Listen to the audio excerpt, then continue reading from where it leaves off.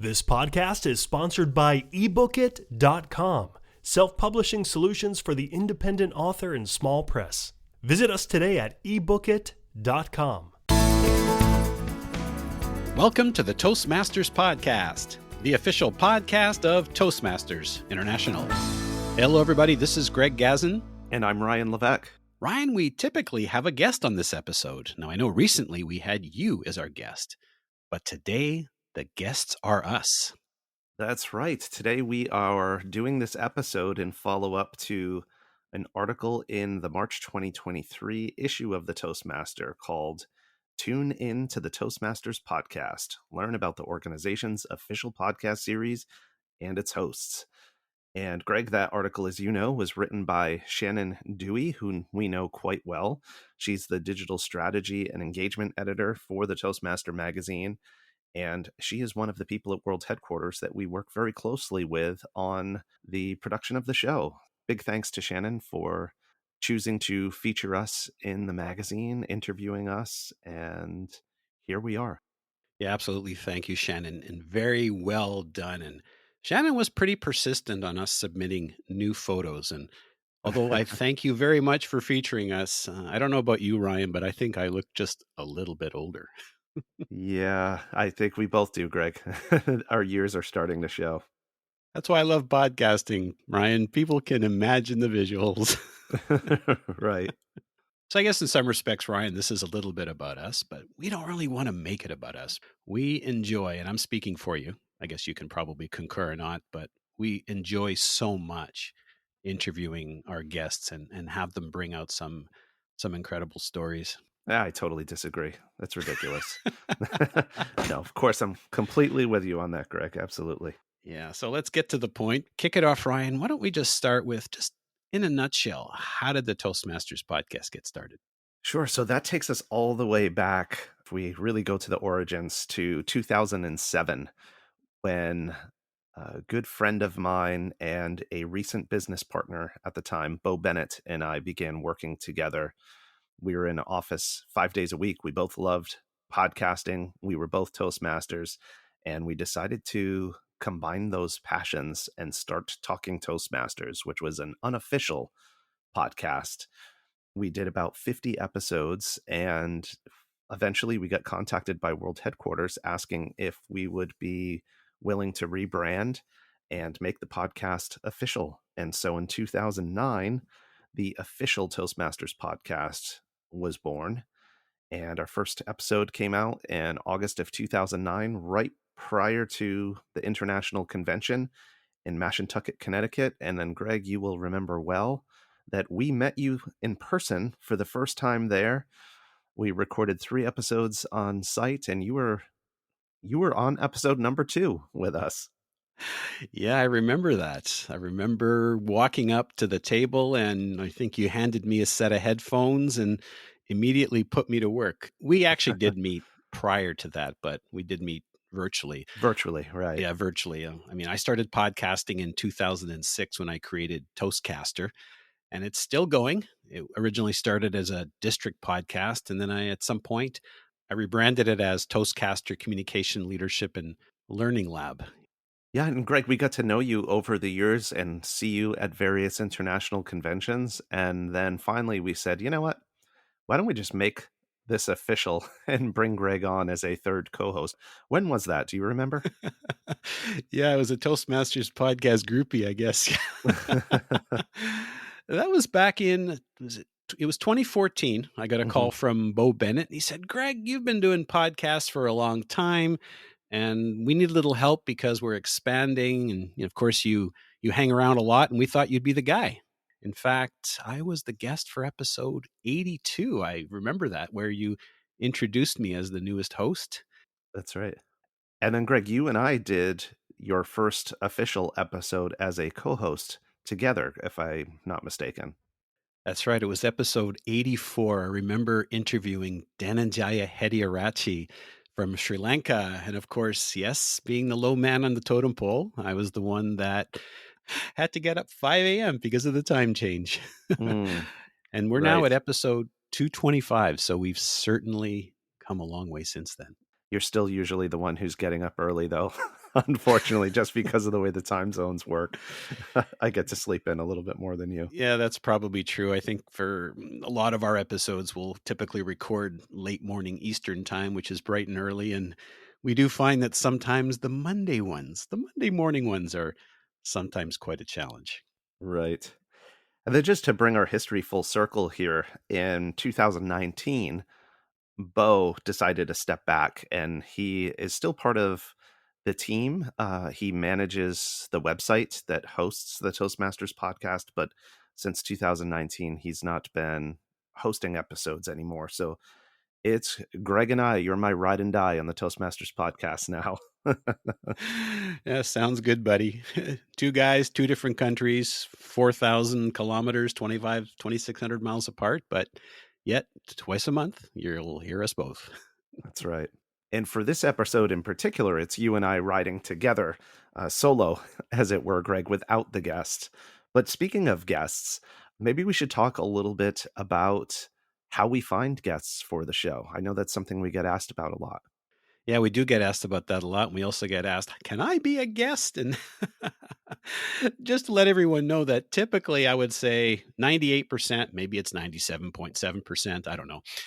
The majority of our guests somehow are connected directly or indirectly to the Toastmaster magazine. And typically, if you look back historically, a guest could be someone who wrote an article for the magazine, or it could be someone who was interviewed for the article. They may have been featured, they may have been mentioned, or perhaps maybe even just a quote. Also, sometimes it might be possible that they happen to be a subject matter expert on the topic that we're thinking about. And so we like to reach out to them. And that really gets to what our purpose for this podcast is. It is to supplement the magazine, to amplify the content in the magazine, to give a voice in another format to the people and the stories in the pages of the magazine. That's, as you like to say, Greg, our raison d'etre for the Toastmasters podcast. And it's great when you put the two together, people will read the article, they may have some questions, and then sometimes those questions that we have get answered. But not only that, you're right, it will really amplify the magazine and coming up, we're going to talk a little bit about some of the episodes so that you'll understand a little bit better why. So, Greg, you mentioned that our guests are usually somehow connected to the magazine. What is that process if someone wants to make the connection with the magazine so that they can perhaps be considered to be a guest on the show? So what you're asking, Ryan, are all those people that say, can I be a guest on the episode?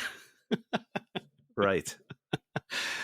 And the answer is quite probably. Now, you could always pitch to us, but I guess it's important to remember that we have a partnership with the magazine. So if you're somehow not connected, the Toastmasters magazine is a phenomenal publication that comes out monthly. They're always looking for some great content and compelling stories. It could be articles, photos. Sometimes they might just be looking for ideas. So if you have something, Toastmasters International has a detailed and well laid out submissions page.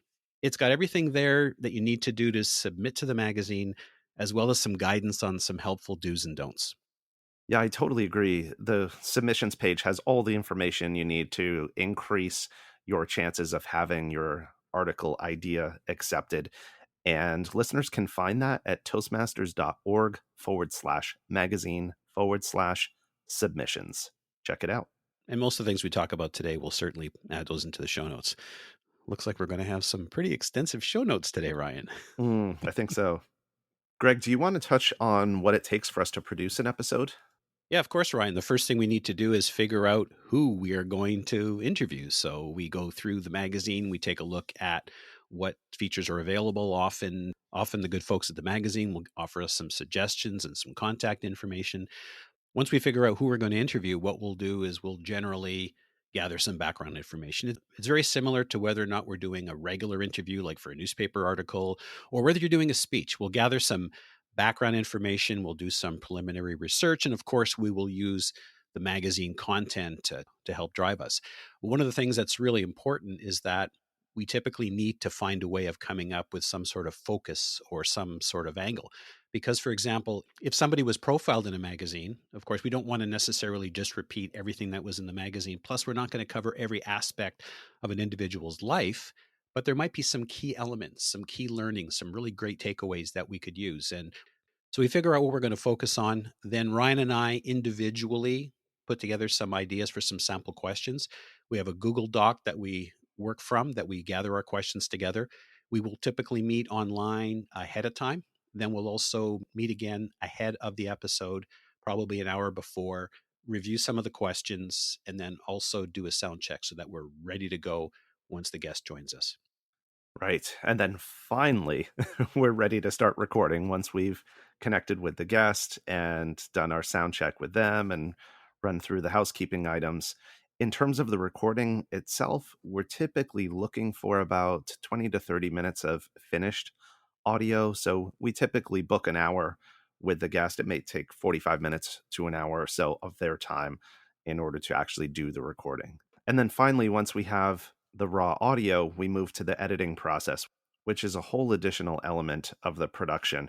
We usually switch back and forth, so I will edit one episode and then Greg will edit the next one. Sometimes we actually jump in and collaborate on one if it's particularly challenging, but that process that can take anywhere from a couple of hours to, I don't know, what would you say is the upper limit, Greg? Well, there have probably been a few episodes, Ryan, where we've probably spent 10 or more hours on it. In fact, there was a couple of times where we had to stop and start again. We had a situation with one individual in New York where I think the power went out. So we had to pretty Right. much start all over again. And he was in a different location. So because for the first part, he was in a very busy downtown New York apartment and we can hear the noise in the background. And then later on, he was out in the countryside. The audio just didn't mesh. And then sometimes there are just technical difficulties that will challenge us. And sometimes what happens, Ryan, and I'm sure you remember this, we had a great conversation with Richard Peck when he did the tour of 144 countries. And it was such an incredible conversation that we just didn't want it to end. But Mm. sadly, again, we need to be respectful of the listener's time. So we really had to cut it down. And I know it was a bit of a challenge in figuring out, okay, what do we keep and what do we leave on the proverbial cutting room floor? And that can be a challenge when there's just so much good stuff. You want to include it all. Yes, absolutely. But the benefit, of course, of trimming out perhaps something of what people say is that we can save more of it for perhaps bringing them back for another episode. So now, Ryan, there are probably a few techies out there that are a little bit more interested in perhaps the process that we use in terms of recording. So did you want to if you want to share with our listeners a little bit about that? Yeah, I can do that. So these days we are recording using a software called Zencaster that records right through the web. It's really easy to use and works most of the time. Um, and our workflow for production, I know mine has changed over the years. Greg and you and I have a little bit different workflow. I typically edit with a program called Descript, which I take the audio tracks, drag it into Descript, and it will produce a transcript of the episode. And you can actually edit the transcript to edit the audio, which is a really cool way to work, as well as editing the waveform like you do in other programs. Once I have the actual interview edited, I will put it into GarageBand to add in the intro music, the outro music, and export to an MP3 file. Yeah, Zencaster is great. The beauty of Zencaster is it records remotely at individual locations. So you're not at the mercy of the internet as much. And I know Descript brings up words so that you can actually edit text.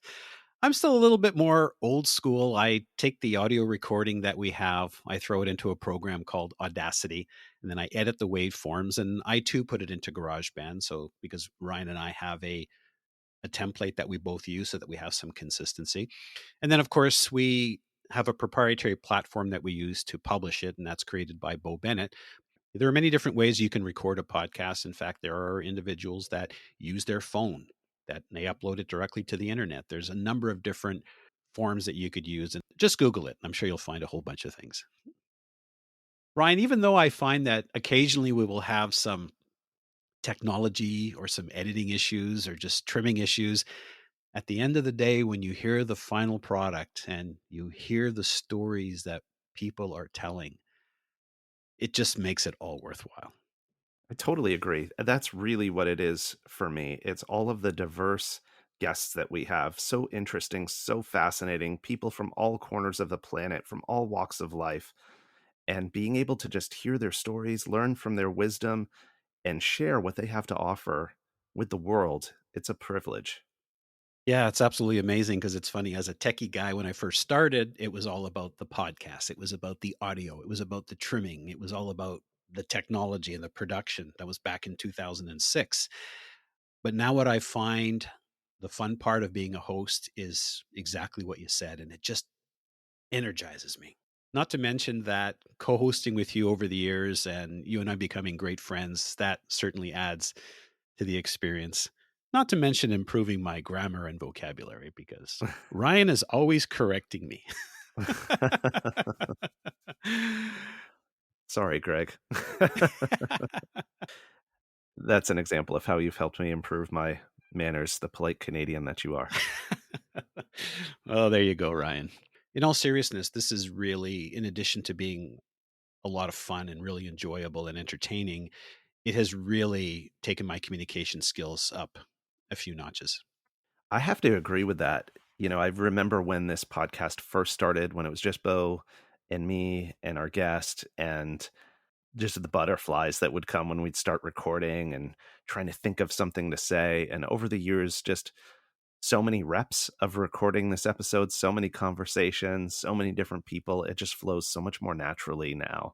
And it's been really cool to grow my communication skills through the process and to do that alongside you as well, Greg. Thanks, Ryan. Well, I think we both come a long way, although now as I'm getting older, I'm becoming more forgetful. So sometimes halfway through a question, I'm going, what was the question? You're aging gracefully. Yeah, thanks. One of the questions we often get asked is, which is your favorite episode? I mean, with the Toastmasters podcast, there are 225 episodes. I've been on since episode 84. I've also done about 200 other podcasts elsewhere.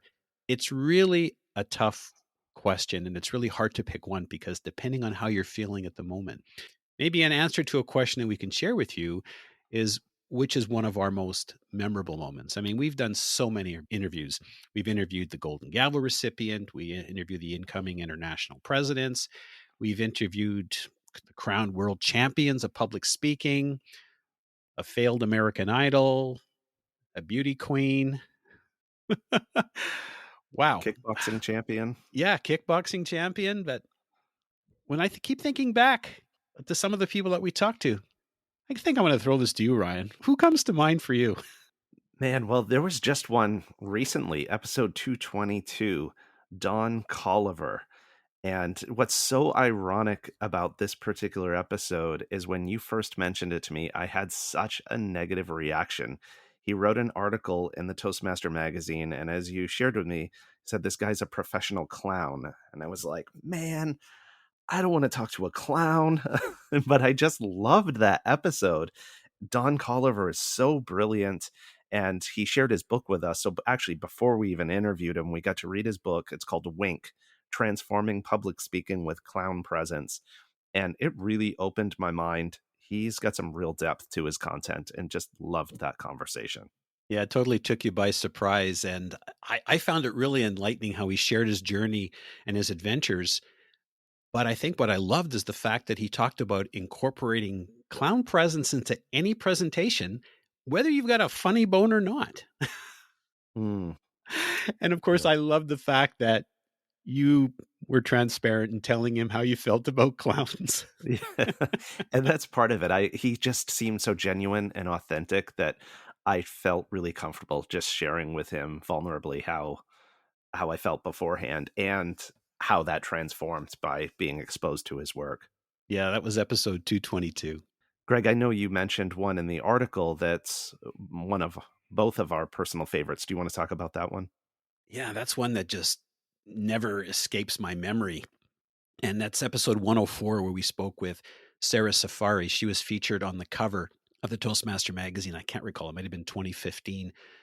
And this incredible woman shared her gut-wrenching story of personal growth. And she was hanging off Mount Everest when the earthquake hit that killed 20,000 people in Kathmandu. And I just remember listening to her words, every word as she spoke, and she made us feel like she was right there. And of course, the beauty of not actually seeing a visual is that you can imagine it in your head. Yeah, that one stuck with me for a long time for sure. And actually, Sarah Safari is featured in a Netflix documentary called Aftershock that I watched recently. That was really powerful too. I've added it to my watch list. I haven't had a chance to watch it yet. And it's also interesting, Ryan, that of 224 episodes, both of us actually keyed in on a more recent episode. You want to share a little bit about that? Sure, that would be the interview with Robert A. Navarez, Right. episode number 208. He was a former police officer. He shared with us the story of having to address families of gang violence at a vigil, speaking to the mothers who lost their children.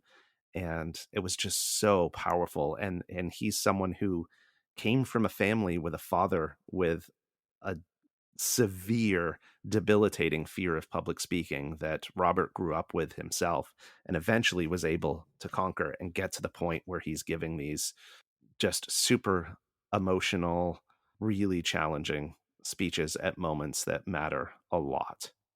And Ryan, if you remember when we were speaking with him, the Delano Victims Vigil, he had 15 minutes. He had 15 minutes to put together something to say that was meaningful. And he also referenced the fact that the entire speech can be found on the internet. Weighty responsibility, and he rose to the challenge. Yeah, no, absolutely. And Ryan, just scrolling through the episodes here, there are just so many that stand out. We just couldn't do them justice in one episode. 224 to choose from, in fact. 225 if you count this one. That's right. But maybe, Ryan, we should just maybe touch upon one of them because it is referred to in the article, and that's episode 172. We talked about sometimes things happen, technology fails, but there's also some embarrassing moments, right? A couple along the way. Episode 172, folks, is Confessions of a Podcast Host. And we talk about, we'll call it the 3Ms, the mistakes, the missteps, and the miscues. And we'll leave those for you to check out and, let's say, have a good laugh at our expense. Free of charge. Well, our podcast aside, Greg, I know we often hear from people who are interested in starting their own podcast. Where do you typically begin with that conversation? What are your thoughts on how people can get started? That's a good question, Ryan. And I think the first thing to consider, folks, is your why. Why do you want to start the podcast? What's your purpose, as we call it? What is your raison d'etre? In fact, we went away from our normal interview format and recorded 2 episodes on creating compelling content. Part 1 dives in deeply into the why, and we use the why of the Toastmasters podcast as our example. And in part 2, we focused on 5 key areas to consider when you're looking to create the compelling content.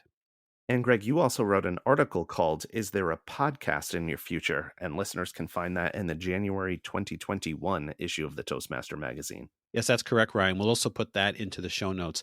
I also suggest folks to listen to a wide variety of podcasts. There's over 2 million out there. And then give it a shot at recording something. You've got a smartphone with a built-in mic.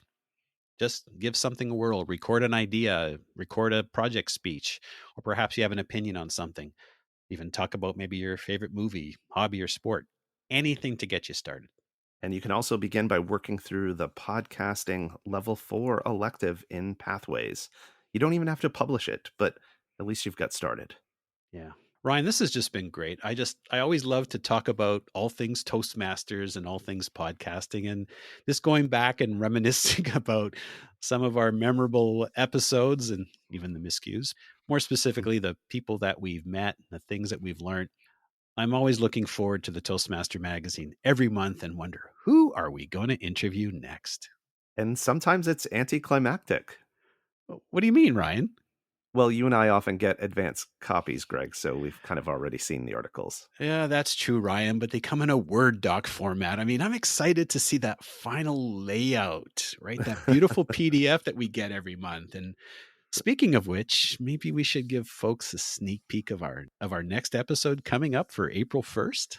Oh, sure. Of course, no April Fool's jokes with our April 1st episode, but our guest is Jillian Mitchell.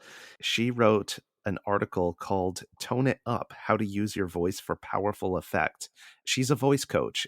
Really interesting episode. She even worked with you and I, Greg, and led us through some exercises and might provide another opportunity to laugh at our expense a little bit. And when you hear her voice, you'll certainly understand why. That's right. True story.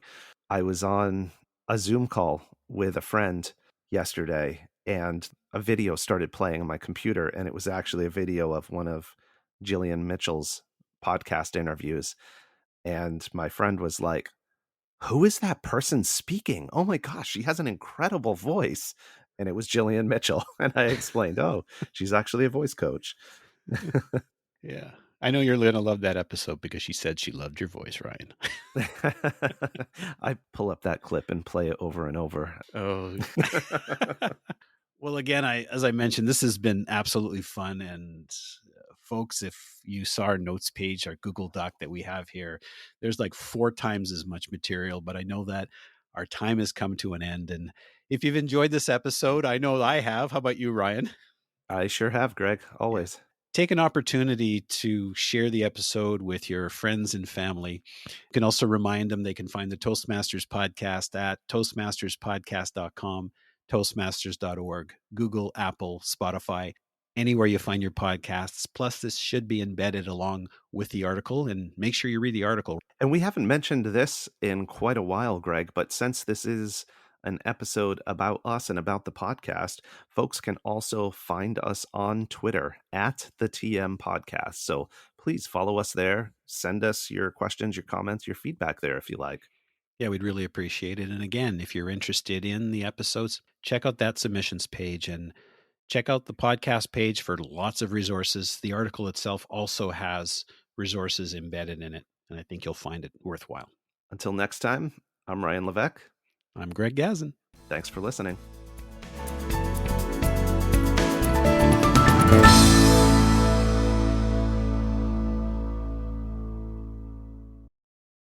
Isn't it about time you published that book you've been thinking about? We can help with that. At ebookit.com, we've been providing authors and small presses with ebook publishing services since 2010. Visit us today at ebookit.com and let us know how we can help you.